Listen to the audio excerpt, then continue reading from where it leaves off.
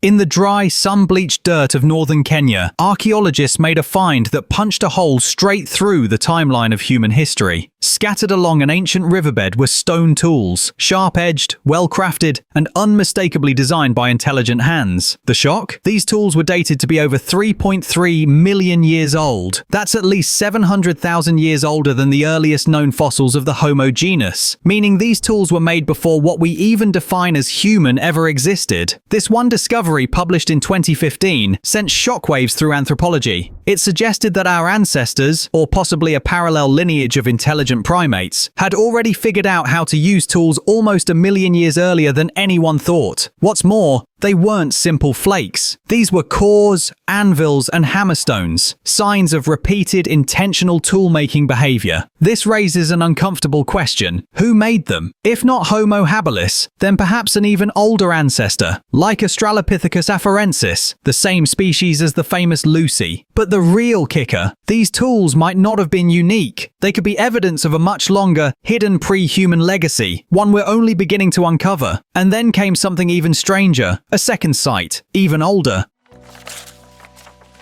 In a remote part of northern Tanzania, buried beneath layers of volcanic ash, archaeologists uncovered something that shouldn't exist. Bone tools shaped by human-like hands, but from a time 1.5 million years ago. These weren't casual breakages. These bones had been shaped and used as digging implements, and even resharpened, behavior that screams intelligence and planning. Here's the shocker. They were made long before Homo sapiens, and likely not even by Homo erectus. Instead, they may have been crafted by a now extinct cousin, Paranthropus boisei, a species previously believed to be simple, almost brutish plant eaters. But these tools tell a different story. They show that Paranthropus may have had more cognitive complexity than we ever gave them credit for. More importantly, it raises this unsettling possibility. Tool-making was not a human invention at all. It might have evolved multiple times, independently, across different branches of our evolutionary tree. And then we found the remains of someone, or something, who didn't seem to fit on any tree.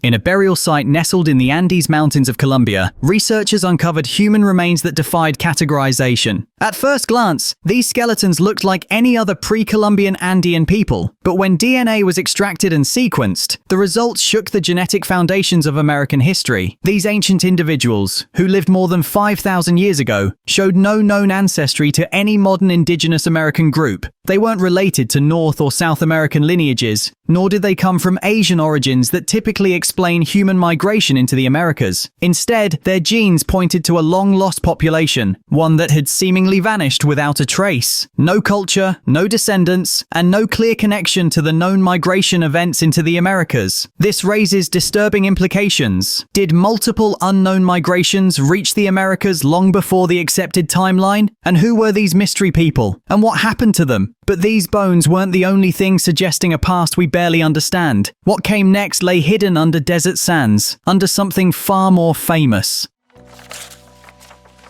The Great Sphinx of Giza has loomed over the Egyptian desert for thousands of years. Or so we thought. But recent geological analysis is challenging that entire timeline. When scientists studied the erosion patterns around the base of the Sphinx, they found evidence of deep water damage, not the kind from wind or sand, but from sustained rainfall. Here's the twist. That level of rain hasn't fallen on Giza for over 9,000 years. This would place the Sphinx in a time before the pharaohs, before the pyramids, and possibly before the rise of known Egyptian civilization itself. If that's true, then the Sphinx wasn't built by the Egyptians. It was inherited by them. This theory, still debated but gaining traction, could mean that a lost civilization predating Egypt once roamed the Nile Valley. Even more eerie, seismic scans under the Sphinx revealed a hollow chamber beneath its pores, one that, to this day, remains officially unexcavated. What's hidden under the world's most famous statue? Whatever it is, it's not the only ancient structure that's baffling archaeologists, especially when they started spotting massive, perfectly circular formations in the desert.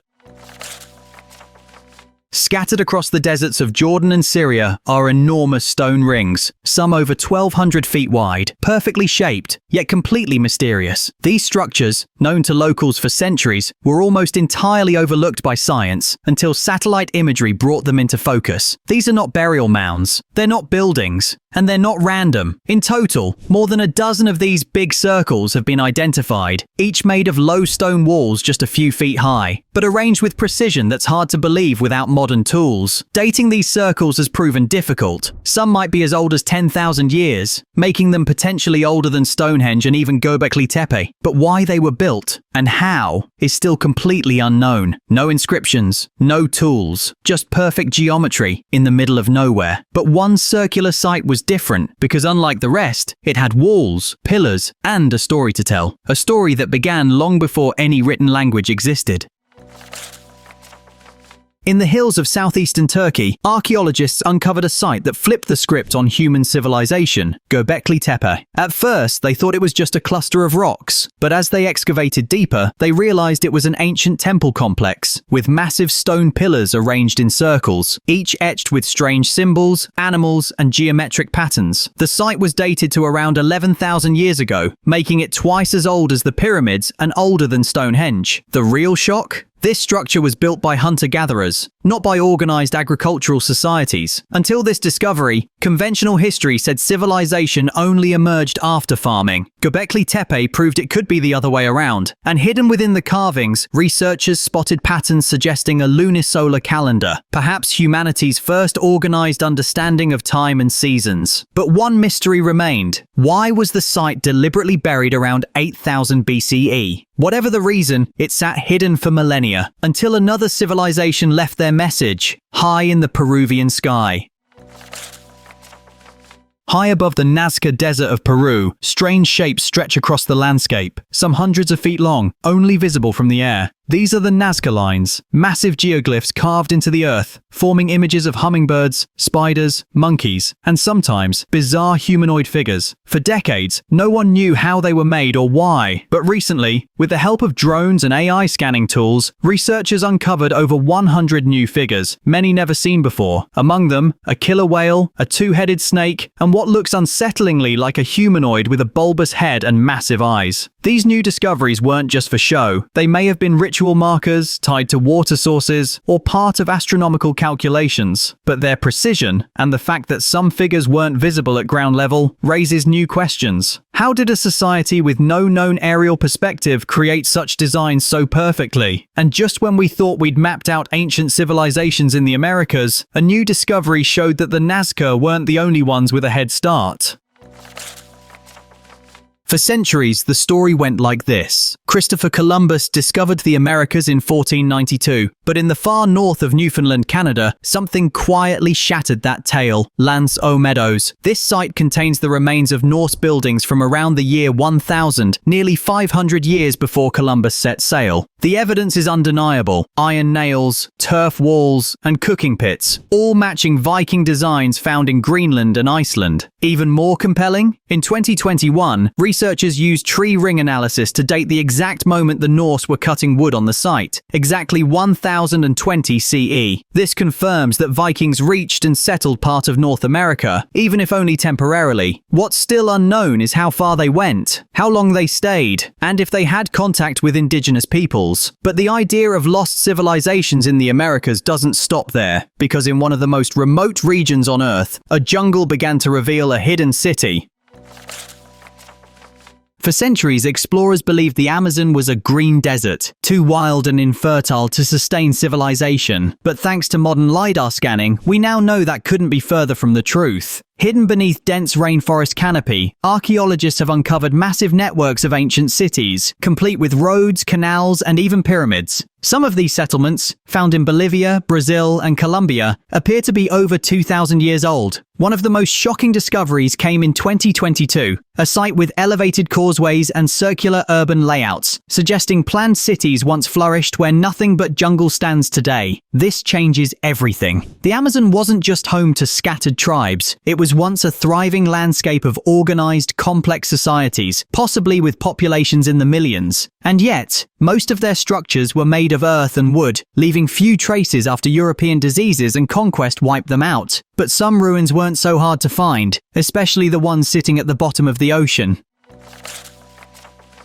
Just off the coast of India's Gujarat region lies Dwarka, a city of legend in Hindu mythology. But when marine archaeologists began sonar surveys in the early 2000s, they discovered what appeared to be submerged stone structures, arranged in linear patterns resembling roads, walls, and foundations. Some researchers believe this could be the legendary ancient city of Dwarka, which texts claim was swallowed by the sea thousands of years ago. What makes this more than myth is the discovery of man-made artifacts, including pottery and tools from underwater sites. Carbon dating suggests some of these ruins could be over 9,000 years old, which, if verified, would make them among the oldest known cities on Earth. Though debated among scholars, the evidence is strong enough that the Indian government has labelled the site a National Heritage Zone. So if cities once thrived beneath the ocean, what else lies waiting to be found? One ancient text may hold the key, not to a city, but to unimaginable treasure.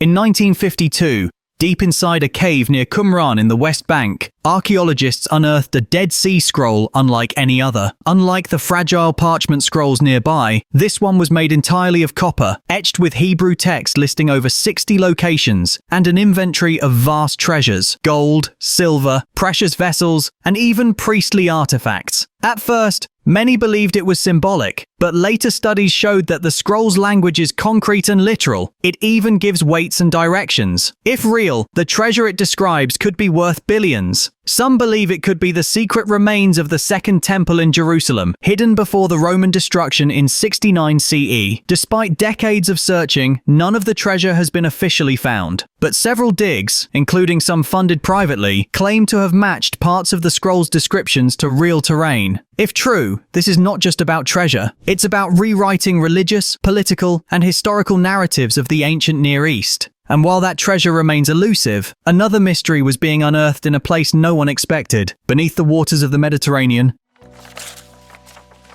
In 1900, sponge divers off the coast of the Greek island Antiquity stumbled upon a Roman-era shipwreck. Alongside statues and coins, they pulled up what looked like a lump of corroded bronze and wood. For decades, it was ignored, until X-rays revealed something impossible inside: a complex system of gears, now known as the Antiquity mechanism. This device is a mechanical computer, built around 2,000 years ago, that could track solar and lunar cycles, eclipses, and possibly even the timing of the Olympic Games. It had at least 37 bronze gears and a level of precision rivaling 18th century clocks. Here's the crazy part: nothing else like it would be seen again for over 1,000 years. That raises massive questions. Who made it? How did they acquire such astronomical and engineering knowledge? And how much other ancient technology has been lost to time? But the past isn't always buried in mystery. Sometimes it's hiding in plain sight, right beneath the ground we walk on.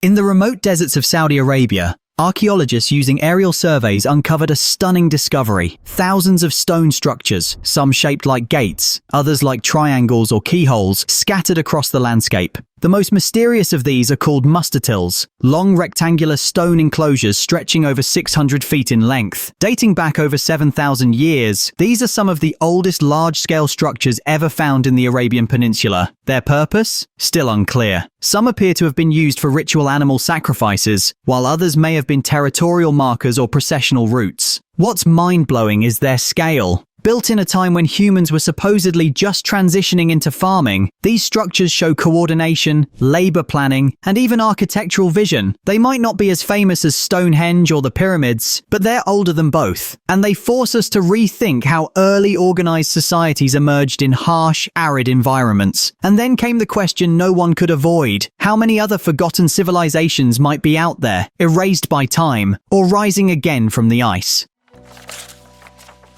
In Siberia, archaeologists discovered the remains of a hunter-gatherer camp dating back over 30,000 years, at a time when humans were believed to be limited to smaller, scattered bands. But this site, located near the Yana River, had something astonishing: permanent structures, advanced tools, and the remains of mammoths used for food, tools, and even construction. DNA analysis of the site's inhabitants revealed a previously unknown genetic group, one that contributed to both modern Native Americans and East Asians. These people, now referred to as the ancient North Siberians, adapted to the most extreme climate on Earth during the Ice Age. But even more surprising, some of their cultural tools appear appear in Alaskan and Canadian archaeological layers, suggesting that long before the Bering Land Bridge migrations, there was an earlier, forgotten wave of exploration. People who may have reached the Americas tens of thousands of years before previously accepted timelines. And just when we thought we had reached the edge of human history, the story circles back to the very question that started it all. What else have we missed? As each of these discoveries continues to unravel, one thing becomes disturbingly clear. Our official timeline of history is fragile. What we thought were hard facts about who built the first cities, who invented tools, and who reached new lands first are constantly being overturned by new evidence pulled from the dirt, the sea, and even ancient ice. The truth is, history isn't just written by victors, it's written by what survives. And much of humanity's story may be buried so deep, drowned so far, or erased so thoroughly that we're only scratching the surface of what came before. But with new technologies like LiDAR, genetic analysis, and underwater mapping, the past is starting to rise again, and it's not the past we expected. The question now is, when the next big discovery hits, will we even be ready to accept what it means?